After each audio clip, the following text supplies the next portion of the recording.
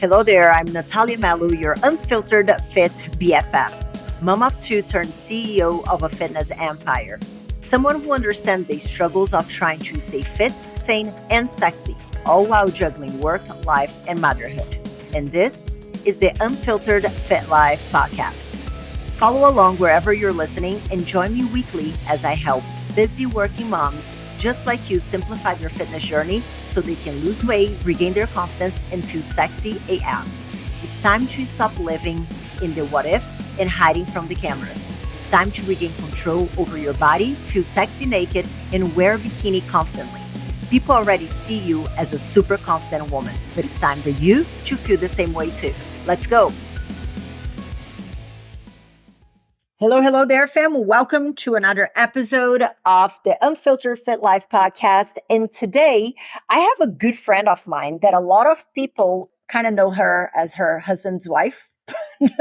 But I wanna talk about Ali, and I'm gonna elaborate a little bit more, and I'm gonna tell you who she is. Ali has always had a passion for fitness. She obtained her pro status competing in 2010 by winning the NPC USA. She's a registered dietitian, and she has always had entrepreneurial mindset and launched a pregnancy subscription company in 2015 after having her first child. And Ali now is the CEO of Flextraordinary Productions and the co-owner, now I'm going to give it, of the Dragons Lair. And she has a business degree from the University of Florida. And she has put her two passions together alongside her husband, Alison Lewis, and they have developed their own brand from the bottom up. And they have continued to expand the endeavors. And most recently, Ali and Flex have launched even their own clothing brand, straight out of the Lair Podcast. Go check it out. It's awesome. And they're now going into real estate. Welcome, Ali. What's up? Thank you for having me. I know it's been, I've known you for so long. So it's crazy just to see both of us kind of go from one world of competing to being moms, right? And business owners.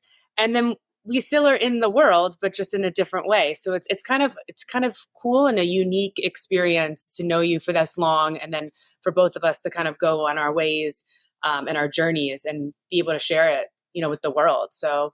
And the cool thing is that and just so people can understand, we've known each other. I was trying to do the math, and it's kind of like somewhere between 13 and 15 years. Yeah. Which I've known you way before Flex was a thing. Yeah, I know. Yeah. Before he was.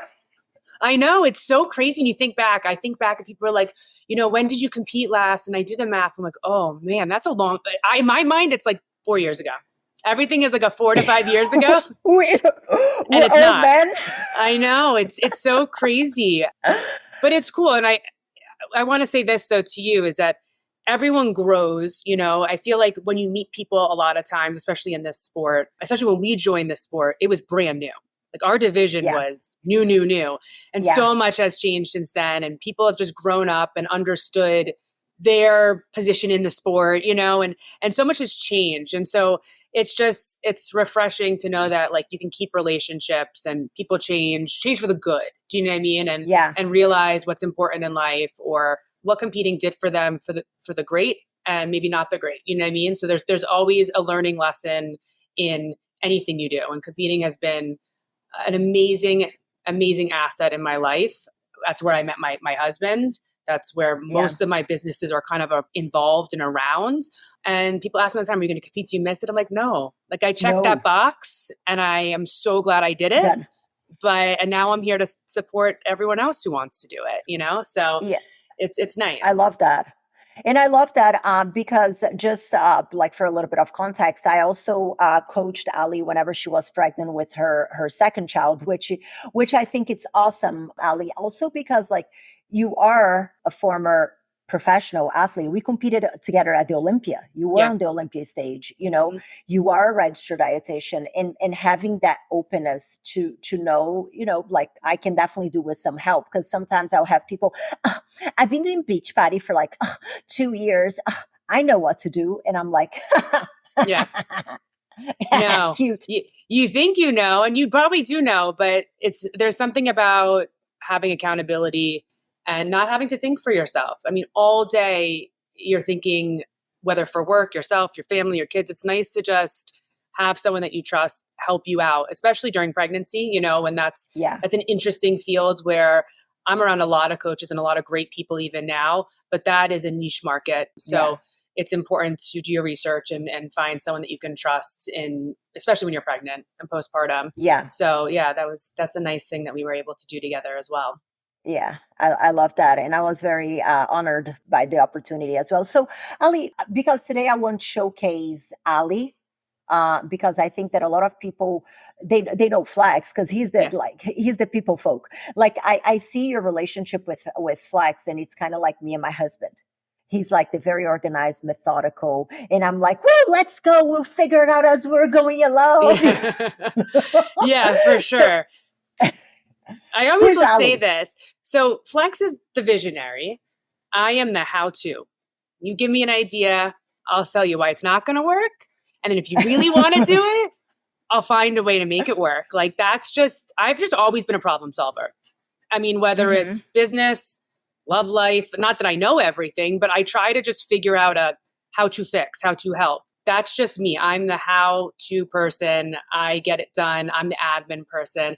I'm behind the scenes, which I like a lot. He is the face of a lot of things, and he's so great with people and connecting and that interpersonal skill of his. And that's Flex. And then there's James, right? That's my husband. Yeah. So there are two different people, and it's amazing to be able to see those two people. And some people think, oh, there's two personalities. It's like, no, it's one person that has two sides to themselves that are just both so amazing. It's not a good and a bad, but me, I'm the person who likes to get things done. I like to take the idea and scale it. I like to be like, how can we do this? How can we make it work? I'm the numbers. I'm all behind the scenes. And I like that. That to me really gets me going. Like I have an idea, and it's like seeing it through and getting all the people in place to get it done is really how I operate, and is really how I've operated through his whole career, from like the bodybuilding side and then transitioning into business. That's kind of how it's been happening too, is like I'm behind the scenes. Let me ask you this, Ali, but let's take back to before Flex was a thing, because that's kind of how far we know each other. So how did you land in the competition role? Like, let's go back to, whenever you first did your competition, because I think that there are a lot of things that we learn along the way with competing, the good, the bad, the ugly, that builds what we can 100%. See ourselves as capable of doing today. So how did you start competing? Tell us a little bit about that. So I, at the time, graduated my undergraduate from University of Florida. I moved to Orlando, which is just south of Gainesville. And I always loved working out. Always was a thing. Always enjoyed it. Always trying the next biggest thing, diet, anything. I loved anything with diet and training. So when I got to Orlando, I was training, and I saw this woman actually in the gym who was just in phenomenal shape. And at the time, I think she was like in her mid to late 40s. And I was just in awe. I was like, I've never seen someone like this, Fast forward to, I started speaking to her. This is before, I think Figure just started a couple years. Oh, wow. Or they were a couple years into Figure. Bikini was year one, so it was like 09. I want to say 09, 08. Like that's when Bikini kind of first. Yeah. 08 they started some little ones, and 09 it picked up, and more shows, right? So I met her in 09. And at the time, she was an ex-female bodybuilder, because that was before there was Figure. Then she went into Figure, right? Because that was her role. And I was training with her. We were making like great transformations of just like me. I learned how to count my macros. We did like body fat testing. It was all science. It was like, she was like, this is what you have to eat. And let me teach you what 4 ounces of sweet potato look like. And, and how you can have, and it was so interesting. This is a long time ago. The 09, that's a long time ago. And so she really taught me a lot about food, training, all of it. Fast forward to, I hit these goals, and I was like, I want to do something. Like, I want to train for something. Now I was at that point where like, what do we do? She's like, oh, there's bikinis, like this new division. Like, want to try it? And I was like, sure, whatever. I'm already dieting. I'm already doing everything. I remember my first show, I wore a Figure bathing suit, an off the rack. I did like an off the rack one, for your first show. Same. And I loved it. I thought it was so great. But little do you know that you have to go like 100 shades darker than yourself. And I did this like leopard print. So it was probably like the worst thing I could have done. But I won a local show. And then a couple weeks later was nationals in Fort Lauderdale. And she's like, go do it. I'm like, all right, cool. I was there. Yeah, in 2009. Yeah. I think that's when you got your pro status because of like Brazil and the whole thing. Yes. Yeah. So I was there. Yeah. So 2009, I do my first show. I'm in my now I've upgraded the off the rack to a figure suit. Okay. And I don't know anything about posing. Like, no one knew. And really, it was just like the Wild West. I got fourth. Yeah. I got fourth.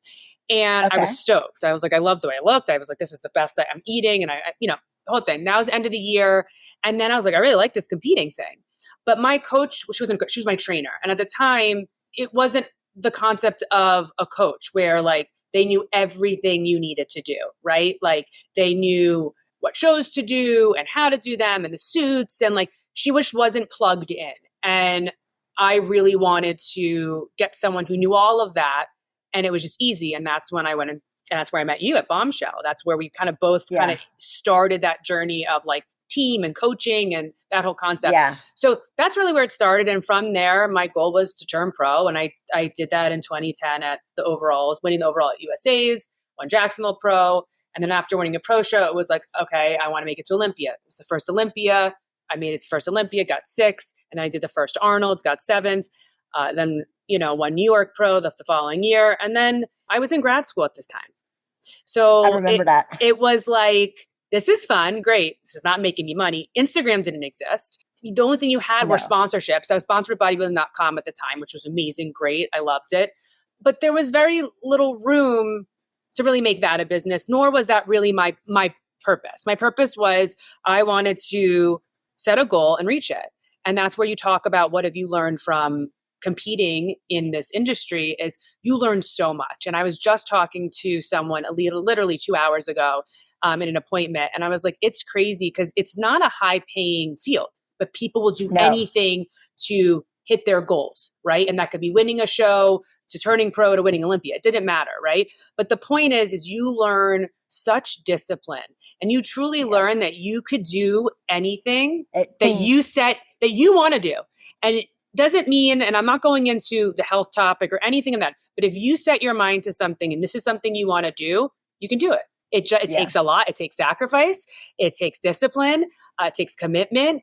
It takes a lot. Okay. And all those aspects can transfer into any business. Any business. I mean, it doesn't matter what you are. You want to own a pavement company. You want to own your own business. You want to work for someone. If you have those traits, odds are you'll be promoted. Those are all such amazing attributes that you can gain from competing. And I see that with a lot of people. People who don't have potential, it's fine. But if you could still get something out of it. And that's something that people don't go into it for that. Okay. They don't fall into, I want to be more disciplined. So, I'm going to go do a show. Maybe some people do it, but for the most part, I think people do it because they want to reach a goal and they gain so much more than a trophy on stage. And to me, that's 100%. You also have to have a certain personality, right? Some people do give up, they cheat. And they see, they cheat, they see the effects of it, and they either learn, like, I let myself down. Who else are you letting down at that point? Like, you're letting yourself down, right? So ultimately, I just feel like competing for me truly showed that I'm really capable of doing whatever I want. And that sounds very cliche. Yeah, cliche, and it sounds like brash to say, but it's true. It's like if I want something and I'm going to get it. I don't know. Yeah. I might not know how, might not know when, but like that, if that's my goal, then I'm going to achieve it. And I think that's something that I got from competing. Yeah, no, I 100% agree with you. So now let's start to transition because somewhere along the way there, you met Flex. Yeah. And you were still competing and you guys met. And Flex was already, had he won the Olympia yet? No. Whenever you met him? So, but he was an up and coming bodybuilder, but not Olympia. He won pro shows. He won a few pro shows. His first pro show was in 2008 that he won. He competed in 2009. I met him. He took 2010 off, and then I met him in 2011. So that's the timeline of like him. He didn't win the Olympia yet at that point when I met him. And I met him at the Arnold because I wasn't competing at that Arnold in 2011. He's just coming off of 2010, that he took off. And so he was off. He didn't start his prep yet because Olympia's always, at the end of the year. So we had mutual friends, and he came over to the bodybuilding.com booth while I was working.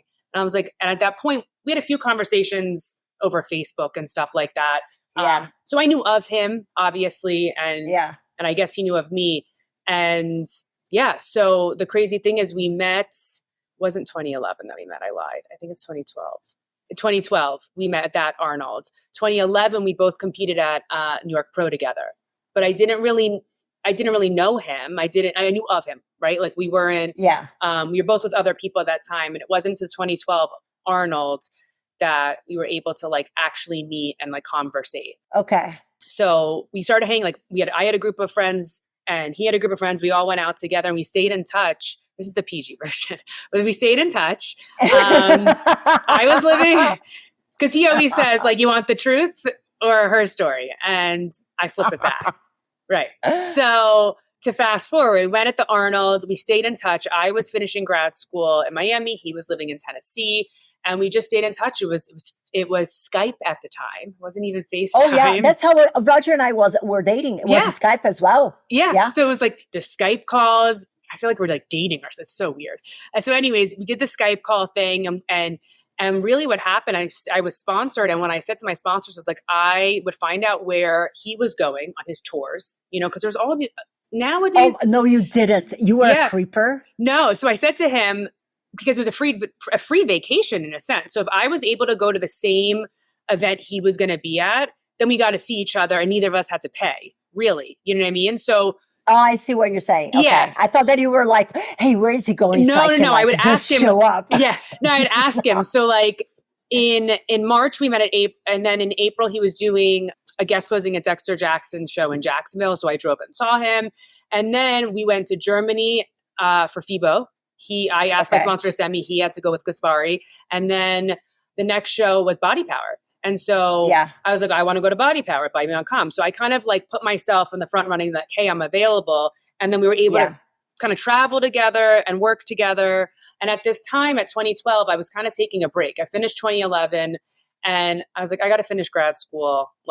And my body needed a little break. I was kind of hitting that point of like, wasn't good.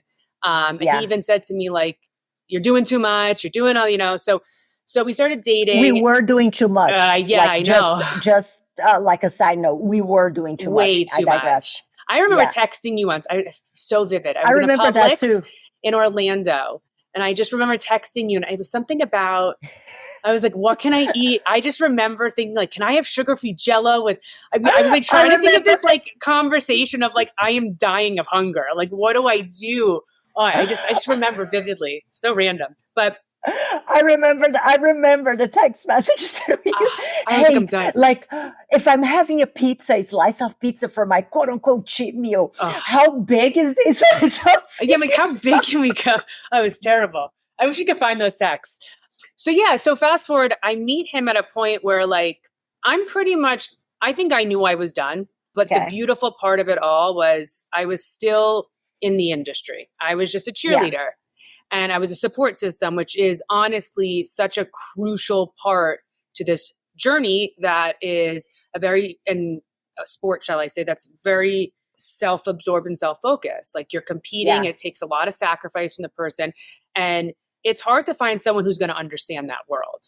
It just is. They might love you to death, but it's hard. And so for us, it was kind of this perfect phenomenon that was just like, I was ready to go out, but I didn't want to just disappear, right? Like I loved the industry and he needed someone who understood.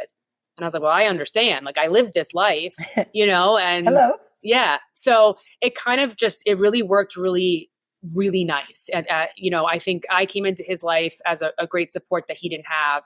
And it was exciting for me because he had this whole journey and he had his whole story that was so different than mine. Yeah. And this was his career. This was not my career either. Right. And then it ended up being another career that I guess kind of fell into, so to speak, right? Like managing. That you absorb. Running running him as a career, you know? So, which that's actually, I'm going to do a two-folded question here because I think Sure. they're going to go into each other. How was it for you to transition to becoming the cheerleader and the support? Like at any point, did you feel some kind of resentment because, you're putting yourself, and I know that this is a very vulnerable question. And if you don't Yeah. want to answer, I'm perfectly okay with that. No. But like at some point, did you feel the resentment? Because it is hard because then you're seeing that person doing all the things and you're happy for that person. But at the same time, you're like, shit, like, could I be doing that too? You know what? I think back, and because I was in grad school and my goal was I need to get my degree. That was my new goal. That was always my goal. And I think I felt more relief than resentment. As weird as that sounds, like I needed him to come in because I don't think that I should have continued anymore. Like I went in with the simplicity of, I want to do a show. I want to win. Check. I want to turn pro once I figured out what that meant, right? Check. I want to win a pro show. Check. I want to qualify for Olympia and Arnold. Check, check. I honestly, as much as winning one of those shows, probably during that time was like, yeah, I'm in it to win it. I was okay not. It wasn't like I got to do it and then I'm done. Mm-hmm. So when he came in, it kind of, I think, was the sign that I needed to focus on. Permission. Yeah. The career that I was said, like I'm putting money and time into something, I need to finish it. Because that was my whole thing. I put all my focus into competing, but I was semi showing up for my degree. And that wasn't right. So I kind of felt myself not giving 100% to something that I started out and I had a goal to do. And it all goes back to the beginning of this conversation was like, I had a goal to get my registered dietitian's degree and then license. And that was a long journey. And it's like, I can't, for a little bit, I put it on pause because I was so focused on competing, but he came in the perfect time. And I was like, I did everything I wanted. I genuinely felt good knowing I could step away. And then being supportive with him was a whole new arena that I really enjoyed. I think I enjoyed more. I have a story. Yeah. I have a story. You're not going to remember this. So we were in San Marino. I think it was 2013. Okay. Yeah, I think it was 2013. And Flex was competing at the San Marino Pro. Yep. And I had arrived earlier at the hotel. I was just doing appearances. I wasn't actually competing, but I was doing an appearance. And I remember so vividly, Flex was so depleted. I think he didn't even know where the hell he was. He had right. no idea what was happening. And the care, like you could see that you were like the machine, like the engine to keep him going. Like and this you're gonna laugh. I remember you putting him inside the elevator. Okay. And then like you didn't even give the bags to him because you knew that he was probably gonna forget the bags in the elevator. Yeah, probably. You got inside the elevator and you pushed the button and you repeated and it was the 5th floor. I remember. And you're crazy. like, Flex, 5th floor, 5. And then you said the number. I can't remember. Okay. And then if he didn't say okay back, you're like, do you understand? So crazy. It's so crazy. And then you checked in. And then you kept on doing everything else that was necessary for the check-in. And whenever I saw that, and then I would watch you on the booth with him, like signing stuff, and you were literally like the operations of the whole thing. Yeah. Flex just existed. Yeah. I know. It's, you know what? And to me, I just, honestly, I think part of it is I'm just wired to like, not protect and serve, but to do that. Like, I know what he was going through more than the fan does, right? Like they see Flex as a person who has to be on. And when he's Flex, he can turn it on. But the second he needs to be in his prep and him, it's so draining, right? So that's where I came in and was like, okay, I'm going to like run the ship. And it's so interesting, that story, because I vaguely remember there was a lot of traveling we did. There was a lot of stuff that, happened. And I just feel like there's just 6 wheel, right? That I would just, 6 gear, shall I say, that I would just get turned on and I just had to like go, go, go. And when I look at it, running, like doing things like that, right? And making decisions in the moment that was best for him was so natural to me, but it also goes into business. right? Like protecting him and making sure that he financially is getting looked after, that he is emotionally getting looked after, that he's physically getting looked. Like there are so many components to, especially with an athlete, it's different than a business because it's a person. Yeah. You humanize but you it. treated him like not in a bad way, but you have been able, because there have been plenty of successful bodybuilders in our industry. You know what I'm saying? We can sit here and talk, but very few have been able to create like a high-end / hardcore brand. I went to your gym and I remember, like, that's something that I remember, even the way in which the cans are inside the fridge. Yeah. Are all facing the same way. It was the craziest. So it's hardcore, but on the same, it's like high touch, cared for. I spilled a little bit of my pre-workout, and you better believe that I was running and I was wiping it off because I know that you give a shit about the space. Yeah. And you ran Flex as a business. So how did it happen? How did it become that you looked and you're like, okay, this shit ain't working. This is what you have to do. Actually, it's a funny story. So it happened. It took him a long time to relinquish control, right? Like anyway, it's hard because he also came from a marriage prior. We were dating at the time, but didn't go well. You know, there's trust issues. There's, you know, you let someone in and they disobey your trust or take advantage of situations. So to let someone else do the same things that you're not good at, it becomes hard. So I remember we were dating, we're renting our first house together, and we had orders to fill, right? Like he had a website with merch and stuff. And we're doing this, and I'm looking at him. I'm like, there surely is an easier way to go about this. Like, and it was just, you get stuck in the way, you know, right? Like when you have to do customs forms for international and you would like fill out everything, we were doing that. And I was like, there is a different way. Like, and that's when I started looking at the situation, like we have to be way more efficient. Like this system isn't working. So it started with like orders. I'm like, let me do some of the orders for you. Let me try to see if like we can get the online site to print something. Like, let's try to streamline this as much as we can.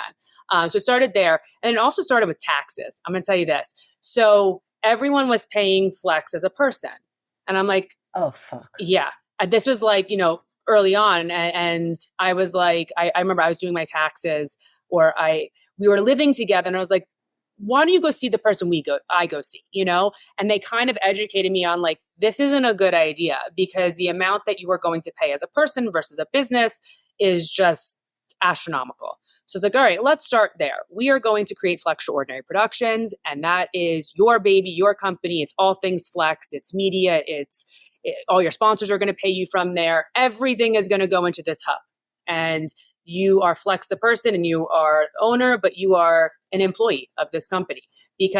And that's how it started, really from the nucleus of the business. It all started from understanding taxes and running a business and how to efficiently be in a sport that doesn't really pay much, but make the most of it, right? And so that was key, because bodybuilding is just a stepping stone to a lot of other things that we have entered. He will always be a bodybuilder. He is never not going to be a bodybuilder. He prides himself in that. He will so call himself 7-time Mr. 212 Olympia because he is. And that's an accolade and a legacy that's never going anywhere. And it's so part of him. It's the past 20 years of his life.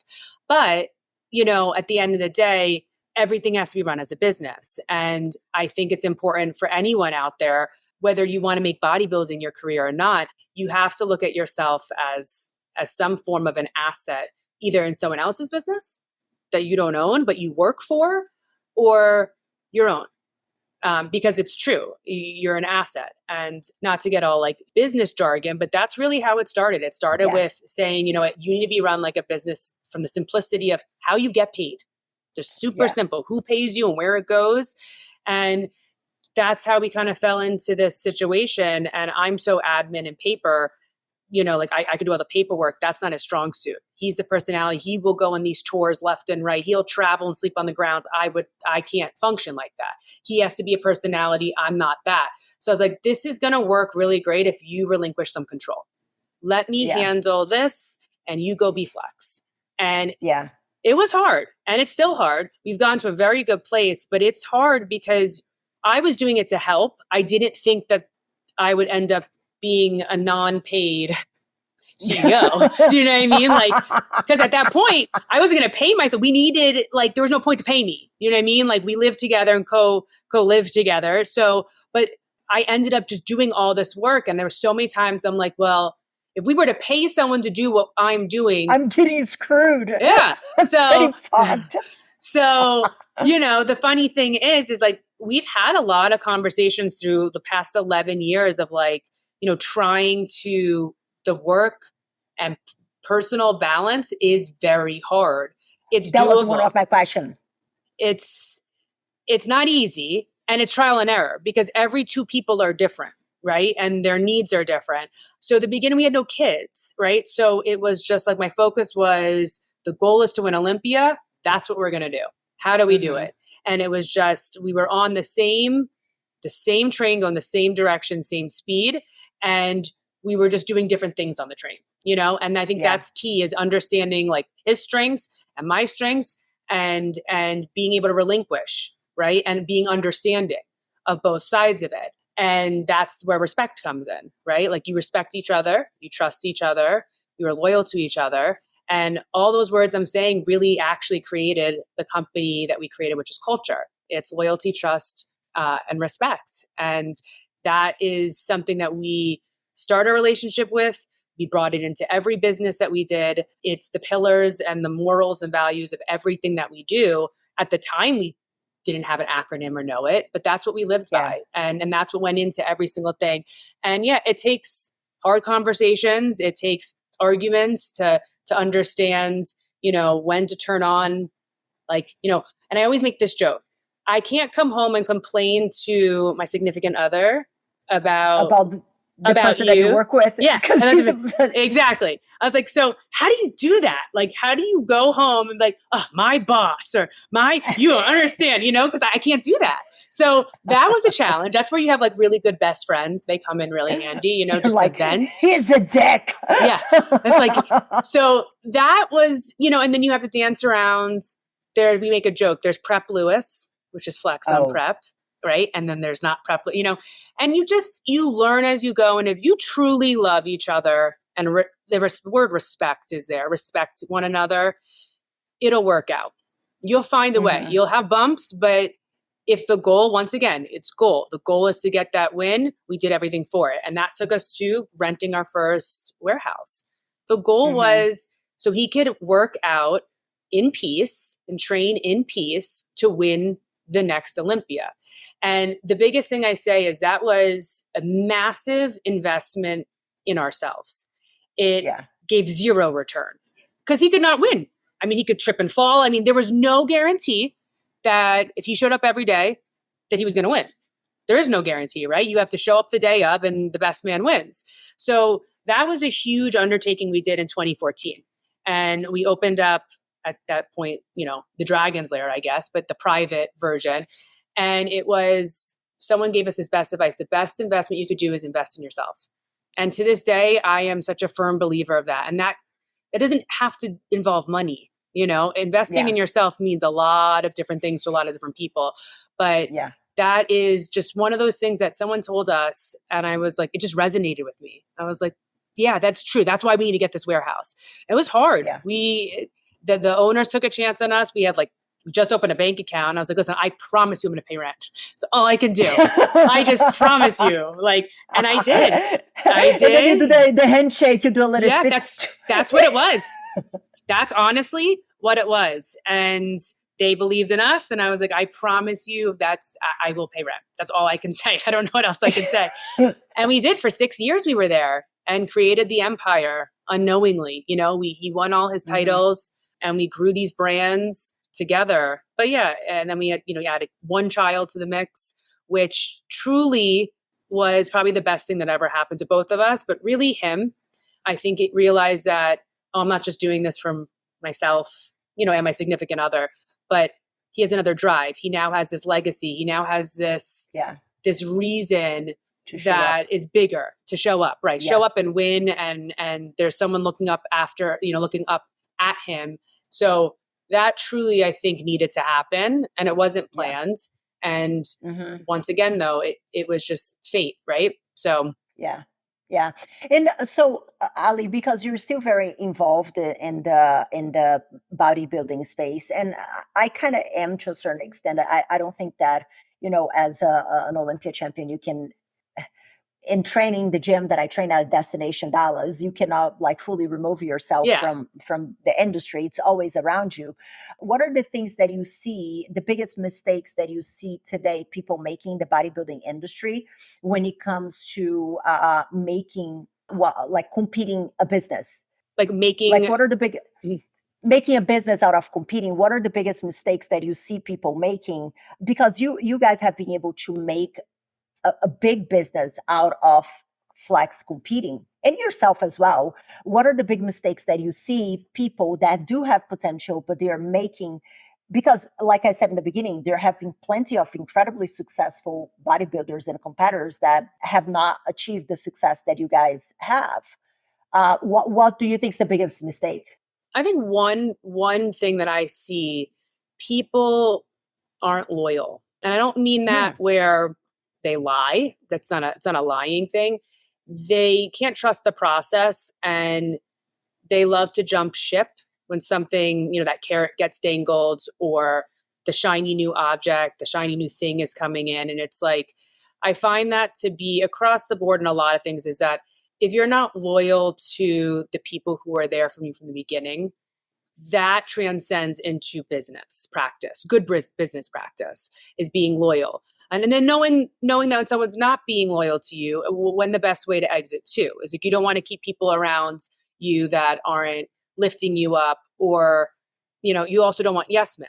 So the loyalty factor, I've seen with people a lot, where they're always jumping coaches, they're always trying to and a lot I of see what you're times, saying. you know what I mean? But that loyalty doesn't only mean with coaches, right? It means with the person who gave you Sponsors. some sponsors, and it doesn't even have to be paid sponsors, right? And that's the other thing. Yeah. People who believed in you when you were nothing, but saw your potential, right? But now someone's coming around that's a bigger name, might want to pay you or might not, and they're just giving you all this stuff.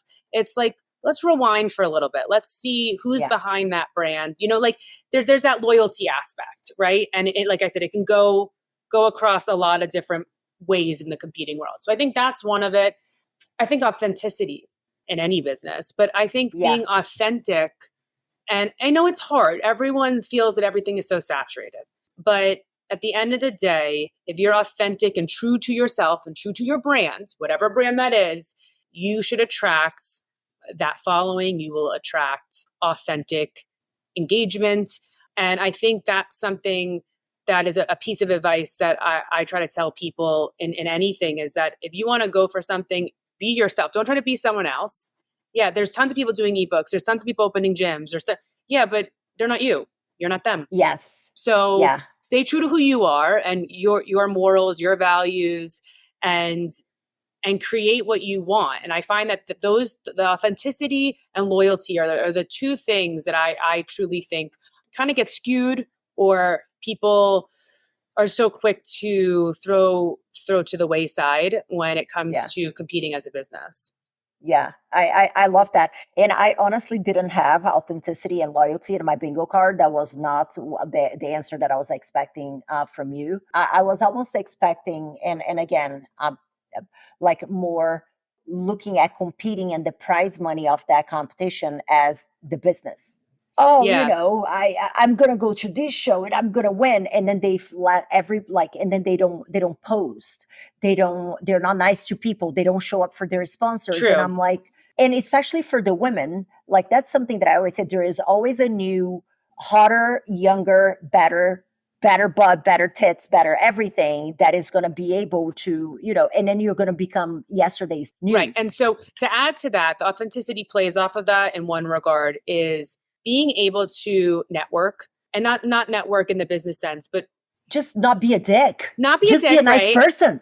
But that fan base, it's the connection, right? So being able to keep connection with people, win, lose, or draw, and Yeah. have that personal skill, to me, is why Flex is where he is, and why he continues to meet people on airplanes or everywhere he is it's that ability to connect with people on or Yeah. off stage, win, lose, or draw, Fortune 500 company, billionaire to homeless guy. Like, it doesn't matter. He's able to connect. And I think that's a huge part of any business and anything you're doing, is being able to connect with people and stay connected. Because it's not just about, they don't care. I mean, yeah, of course they want to see you win. Everyone wants to win, but does it make you lesser of a person because you didn't win? Yes. And just to add, I watched an interview that you did with Flex, and he said, if I get home and I'm like, do you know who I am? I'm 7 times, Ali will whoop my ass. And then you're like, I sure will. And like, I think that, the dynamic that you guys have, yes, you're proud of his accomplishments and everything, but you're not blowing smoke up his ass every single day, all the time. I think you have, in the relationship that you guys have had, because that is something that you see a lot in the bodybuilding industry, that the partner almost becomes like a fan. Oh my God, you're so amazing. But that fangirling or fanboiling it comes more from the accomplishments, but not from the person that is. Yeah. And it's a detriment. Yeah. And you do see that a lot with people where their significant other will go on and be like, he's the best and he does no wrong. And it's like, I don't know. I mean, no one's perfect, but I think ultimately Flex is his biggest critic anyways. You know what I mean? So I find myself hyping him up more than he probably hypes himself up. But I think it all goes back to, he's been with the same coach for 20 years. There's that loyalty factor. There's the honesty. But it's true. It's like, I hype him up when he needs it. Yeah. And I know when he needs it.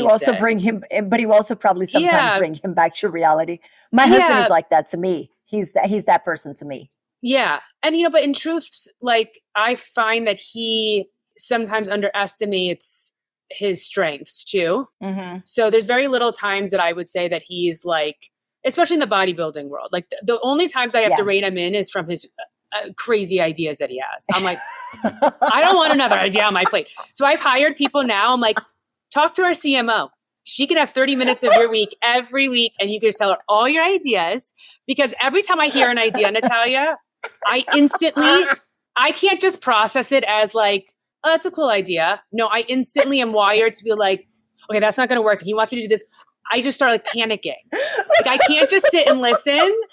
So that is like, to me, the only way I have to read him in. I'm like, that's a crazy idea. How are we going to do that?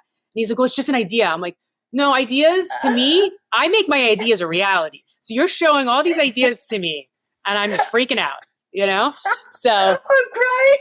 But it's true. It's like, that's him in a nutshell. And I love it because I'm not like that.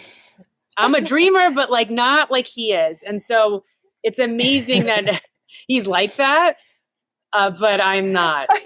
I'm literally crying because it's funny, because it's literally like Roger and I. Roger is like very sensible and very like, okay, that's not going to work. And I'm like, we'll figure it out, man. Let's go. And then he's like, but what happens between step 1 and 10? I'm like, I don't know. Well, yeah, that's for you to figure out. Yeah, basically. Yeah. That's very, very interesting. So let me, and I ask this question to a lot of the ladies that I have on the podcast who are former competitors and now are in a different season of life. Because one thing that I see a lot, Ali, as a coach, is a lot of women that go, like, they used to compete and have all that time in the world to do, the one that we experienced, the 3 hours of cardio a day, and then counting like 6 penny noodles and the 2 cherry tomatoes, like nonsense. Anyway, I digress.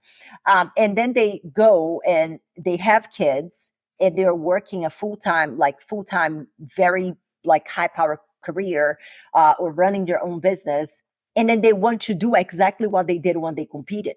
Yeah. See, would you be able to see yourself now doing that? No. And being able to keep all the balls in the air? No. And can it be done? Probably. But I don't know. I feel like you go into the next phase and you're in the next phase. So you're not going back. Right. And I mean that, like, not that when you have a kid, you should stop competing. And that's definitely not what I mean. But I think you reevaluate your goals. So if I'm starting a new business, that takes sacrifice and time. I'm having a kid, that takes sacrifice and time. I'm a wife. So you just reevaluate. If competing to me was so important, I probably wouldn't launch a new business right? Then so it's really just being realistic with the goal setting and doing all that. I for me, because I felt fulfilled in that chapter, I didn't need to go back. There was a point, I won't lie, when was it? I had Addie, she was maybe 2 or 3, she was born in 15. So probably 2017, 18, I was like, maybe I'll just do a show. I'll do like the Tampa Pro, like whatever. I'm in Florida. I'll make it easy for myself. And I like dabbled in it. And I was like, I don't know if I could do this. I don't know. Because I've never competed when he competed, meaning we never were dating and both actively like prepping together. Mm-hmm. And I remember him saying, oh, I don't know if I could do that. I'm like, whoa. What do you mean you don't know if I could compete type of thing? And he's like, I would be a fucking nervous wreck. I'm like, what do you think I do all the time? Like, it's not easy, but I do it. And it was funny. It wasn't like no, you can't compete. I don't want you to. It was more like, I don't think I would be able to like watch you on stage and like you not win. Like I wouldn't be able to handle like any of that. And I was like, what do you think? Like, you think it's easy for me? You know, but it was just funny because he was so honest of like, I don't even know. And when he starts getting nervous, like his stomach starts hurting, he's like, I wouldn't be able to eat. I was like, so funny. Cause like, I just suck it up. And like, you know, I had to do it for all these years, but I dabbled with the thought and I was just like, no, I have so many other goals that are higher on my to-do list. And I admire these women. I'm not, but yes, with the competing but I'm talking about more like somebody who doesn't want to compete. Okay. But like, we do have some that are like, oh, I want to go back to competing. I'm like, that's a terrible idea, man. Like you're just trying to survive and keep yourself above the water and you cannot even stick to your diet for more than a week. Like what? But I'm talking also about the ones that think that that is the only way. So they keep on reverting back to like the 3 hours of cardio. Yeah. And, eating out of a Ziploc bag everywhere they go. And then they keep on failing because obviously it is a different season of life. And then they're like, oh my God, what's wrong with me? I'm broken. Would you be able to go back to that lifestyle while juggling all the balls that you are right now? Could I do it? Yeah. Would I be happy? No. I'd be very unhappy. Which would in turn make me probably not a nice partner to be around. Do you know what I mean? Probably not that present of a parent. And it just not that way. You know what I mean? And it's funny because I've recently lost probably close to 20 pounds since. You look amazing, by the way. Thank you. Like incredible. Thank you. From January. And people are like, oh, are you going to compete? I'm like, no, I love the way I look. And I've gotten to this point where the funny thing is I don't want someone to tell me that I look like number one that day or number two. If I look at myself, it's like, I'm number one. Like I didn't need that validation. Now, with that said, the way I got to what I look like now, I did diet. I mean, I had to burn more than I took in, right? I had to be in a caloric deficit to lose the body weight. Like that is a fact. Did I do 2 hours of cardio? No, I walked 35 minutes to 45 minutes a morning, inside, outside with my kid. Like I made it work for my life. I trained, I did Pilates, like I did all these things to the point where I got to my goal and now my food is going back up. But yeah, there is some restriction, right? You're not just going to free willy-nilly and just eat your cake and have your cake and eat it too. But no, I couldn't, because to me, I learned a lot from that, good and bad, like you. And there's a million ways to run a race. And that is like the truest saying in the world.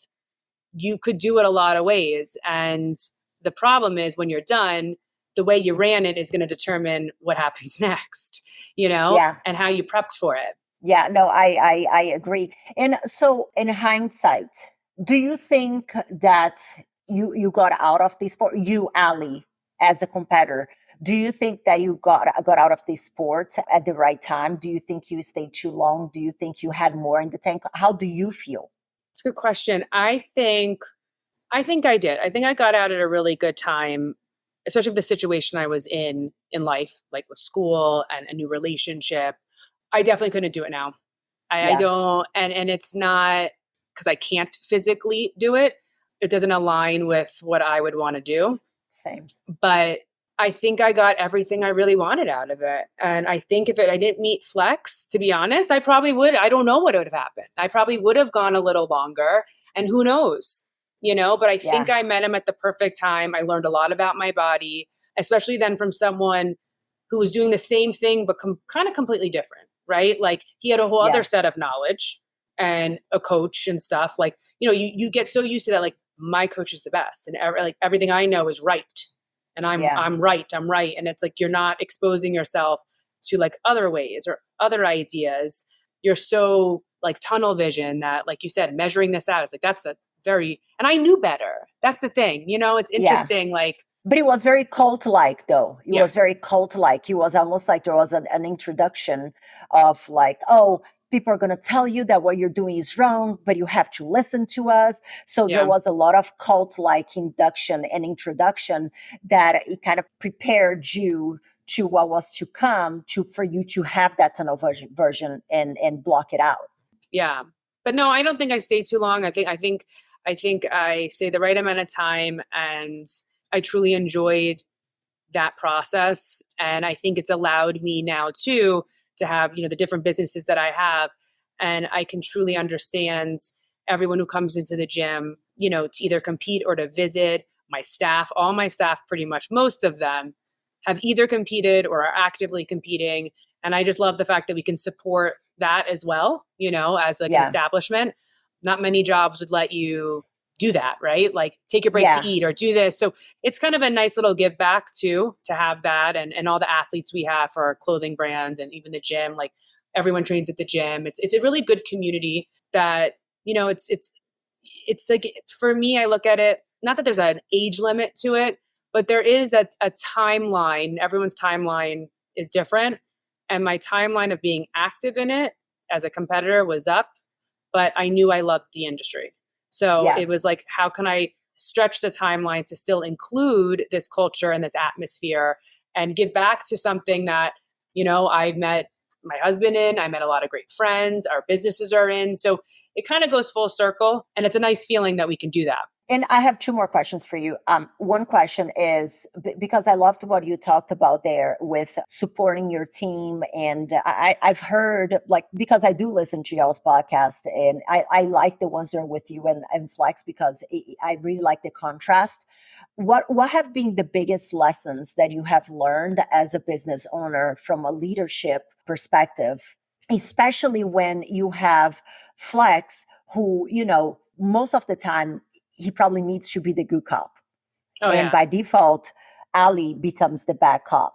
So how do you find that balance where, you are a good leader, you are listened to, and people are not just like, oh my God, here she comes. Where's Flex? He's the nice dude. Like, what has been, how has that been for you? It's a good question. I mean, I think hiring a good team is key, and knowing to delegate. I do a lot because I know how to do it, but I need to learn not to do it too. So there's that fine line, like if it comes to the business, that just because I can doesn't mean I should.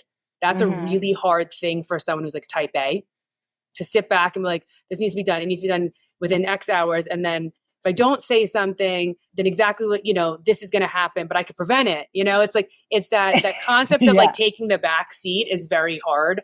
Yeah. Not really good cop, bad cop thing, but just in general, right? Like the concept of having to delegate and put trust into your staff. And I have realized how important your staff are.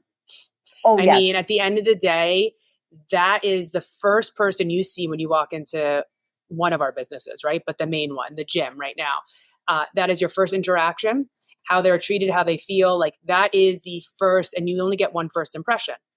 And so to me, hiring people who understand our vision, our morals, and our ethics is so key.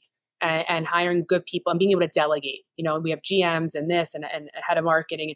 And I think to me, that has been a hard thing because it was just Flex and I. And we're slowly coming to the point where it's not just Flex and I. And it's an exciting thing. But, you add an assistant here, a head of marketing there, and a content creator there. And to me, it's like, it is a little bit of a breath of fresh air because it's not just all on me. So if there's a complaint, it's like, take it to that department, like go here, So it's truly helped. But that was hard. The relinquishing of control, delegating. But what's so important is having those people in place so the good cop, bad cop thing can be done, whether it's you or him. And Flex is Flex. And we try to really keep him as Flex. He doesn't need to be involved in day-to-day operations. If he has something to say and needs to address everyone, great.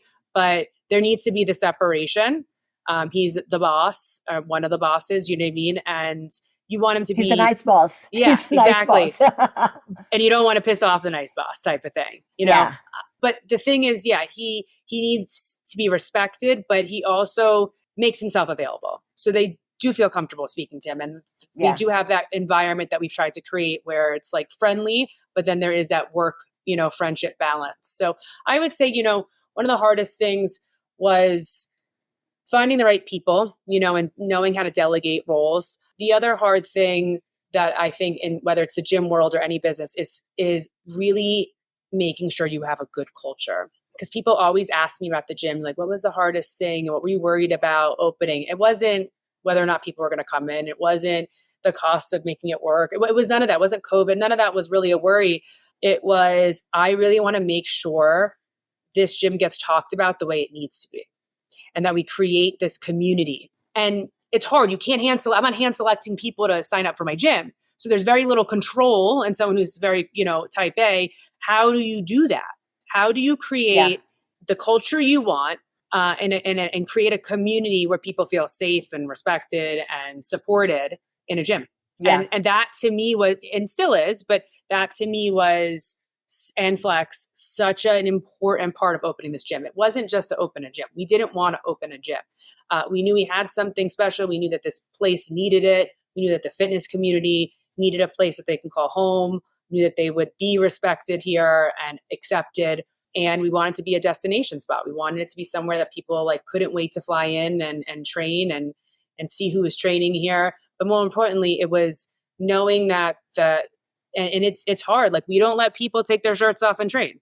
As silly as soon as someone does. Now, if they're taking a picture or posing, fine. But no, you can't. No, I mean, it's just there's a certain etiquette and how that makes other people feel. And I know to the world and on Instagram, it looks like we're this hardcore bodybuilding gym, and we definitely are. That's our roots. But we have people left and right who are making transformations, who are trying to run their first 5K, who are professional boxers, who are MMA fighters, UFC, name it, we have it. Executives who own companies, you don't even know who they are. I mean, it doesn't matter. And that was the whole point, is that if your goal is to just hit a goal, and whatever fitness goal that is, you're supported here. Everyone here is serious about working out. They're going to keep it clean. They're going to respect you. They're going to respect your privacy. Is it's probably one of the cleanest gyms I've ever been to, hands down.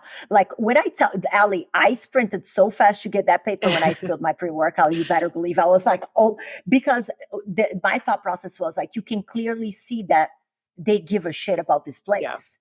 Yeah. Even the way in which the plates are aligned in the thing was perfect. Yeah. So you can tell that the attention to detail is just next level. So whenever you walk in, you feel not that I would come and just spill stuff and walk away. Well, right.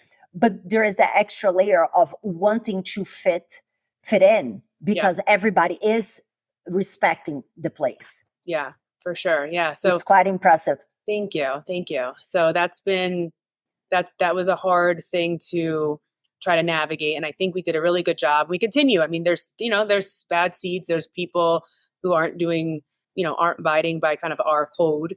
And you got to those are the tough conversations that I don't like to have. And I give it to my GM. I'm like, have fun. Yeah. Because I'm not dealing with this.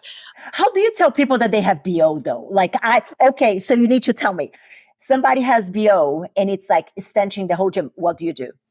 So that's funny. So we had a situation. I knew it. But I don't, honestly, I will say it worked itself out, but I don't know. It's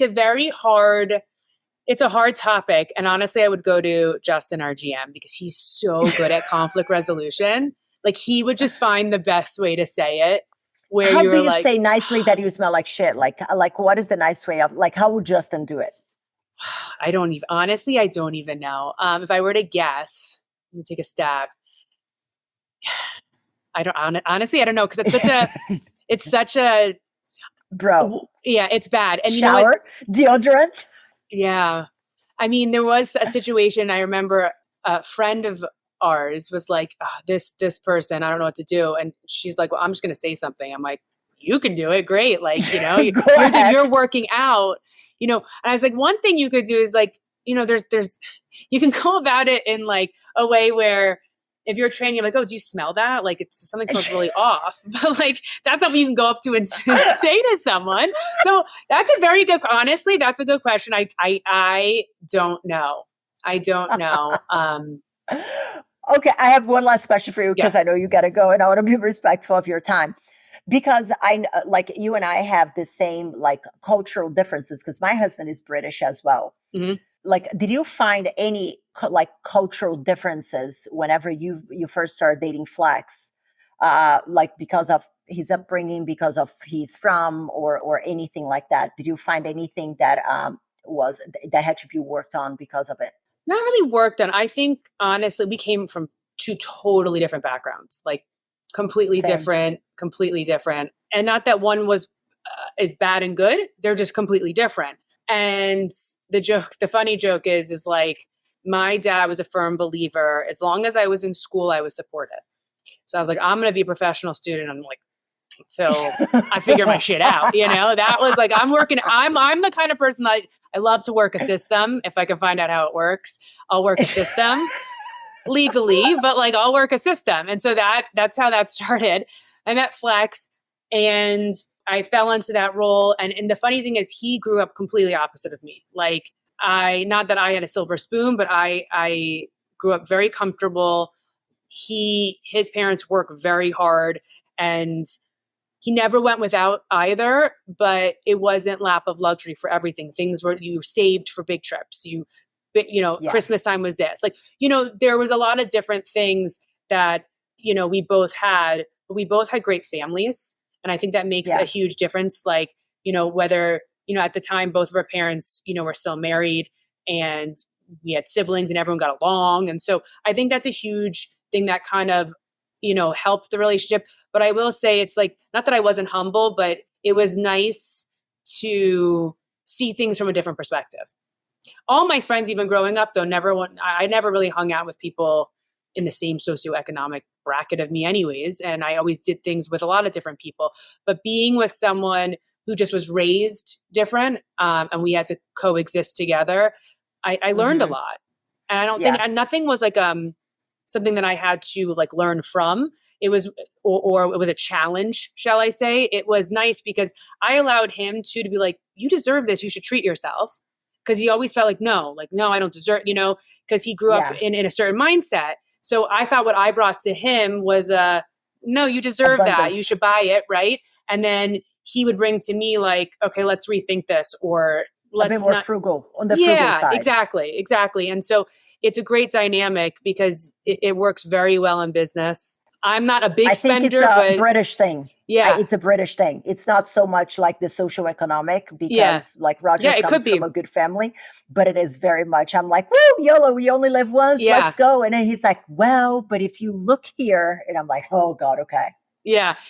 And so it's interesting and it's a nice dynamic because if you both are the same way about spending, you probably get in trouble at some point, right? Like it wouldn't be good. And then if you both were extremely frugal, like who knows if you wouldn't experience a lot of things that you probably would like to experience. And I think we're now at a point in life too, where I don't want things, I want experiences. And if we can make an experience out of things, it's interesting when raising children. I will say that because he looks at Addie and Max and he's like, you know what? I don't have any of this. And on the flip side, he can provide it. So he wants to. And then the other side of him is like, but they need to learn that they got to earn it. And it's like, I agree on all around, but there's a fine dynamic of wanting to give, especially when you didn't have everything and you feel the need of like, I want to give my kids like the best life, right? I want to give them everything they want. But then it's that concept of let's rein it back. They also have to work, right? So that's a learning thing for us as like a unit. And we never disagree on that, but we're still learning. I mean, our daughter's almost 8 and it's like, that's when it gets challenging. I know. And it gets really challenging because I know. Yeah.